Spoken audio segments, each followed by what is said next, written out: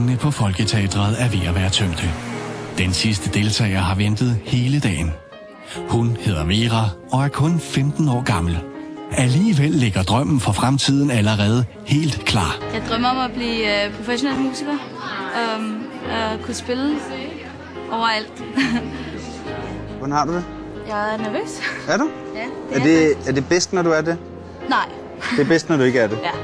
Men det er ikke sådan, altså, du er ikke nervøs for, om det går godt, vel? Måske en smule.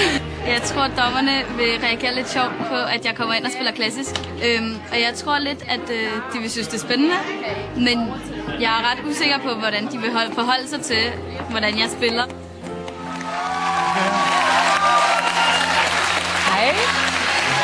Velkommen. Og hvad hedder du? Jeg hedder Vera. Og hvor gammel er du? Jeg er 15. 15, og du skal formentlig... Spille violin. Ja, det kunne jeg godt forestille mig, ja. Men vi glæder os meget. Tak. Du går bare i gang.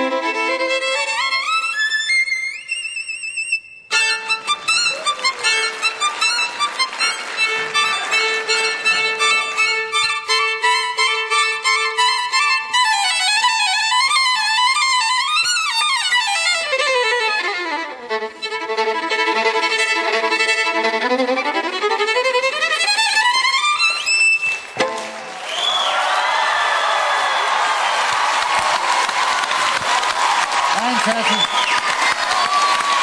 Bravo. Fantastisk.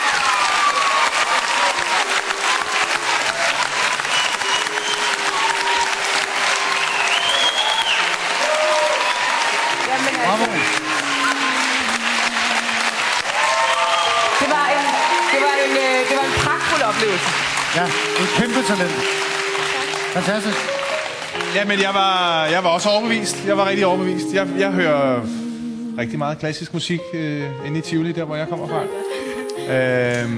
Og det der var da virkelig, virkelig, virkelig godt.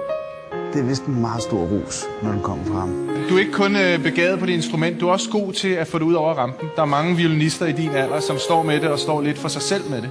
Men du leverede ud til hele publikum, og det kunne du jo mærke på deres begejstring. Fuldstændig fantastisk. Ja. Stort ja herfra. Ja. Kæmpe ja. Kæmpe ja.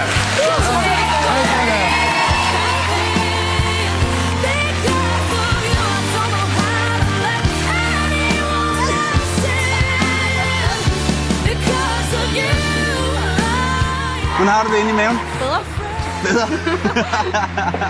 Stort tillykke, Vera. Det var virkelig godt. Vera er videre i konkurrencen, og et skridt nærmere drømmen om det store gennembrud.